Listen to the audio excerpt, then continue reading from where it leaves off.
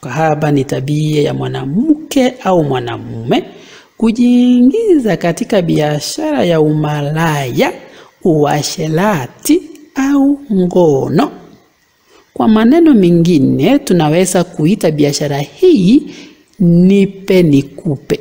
Yaani unanipa ninakupa. Kwa hivyo hiyo biashara inaitwa nipe nikupe. Lakini bidhaa hapa sio mahindi, ni mwili ndio bidhaa. Tunamuona si hapa akifanya usuhupa na Sagiru ili mradi afaidi nini? Njenje.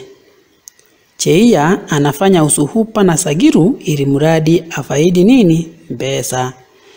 Zawadi alizokuwa akipewa kwa kutumia mwili wake zilimchongea Cheia na akawa anatamani sana kuwa anayechukua wasichana wadogo na kuwapeleka kwenye danguro lake liitwalo Red Beads Lodgings ili kufanya ukahaba na wanaume.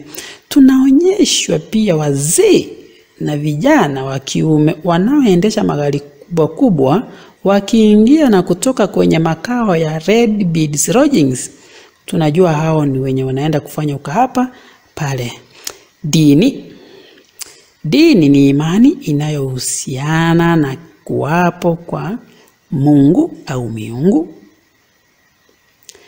Wenyeji wa Matango walipochomewa nyumba zao walikimbilia kanisani ili kujistiri pale. Hili linaonyesha kwamba mji ya Matango au mji wa Matango walikuwa ni Wakristo, kwa sababu ndio maana wanakimbilia kanisani. Mangwasha ni baadhi ya watu wanaoamini Mungu kutokana na maombi wanayotoa kwa kutaja jina la Mungu.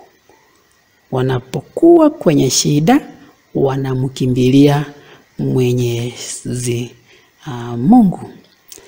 Aidha, licha ya kwamba mhusika Sauni anadhihirisha hamaki za haraka, Sauni anakasirika kwa haraka sana, lakini jambo nzuri ni kwamba anamwamini Mungu.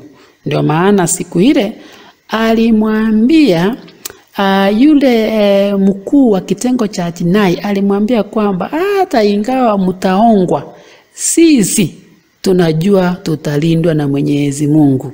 Kwa hivyo Sauni anaonyesha kwamba ni mtu wa dini, anajua kwamba Mungu ako na Mungu ndio atakuwa mtetezi wao.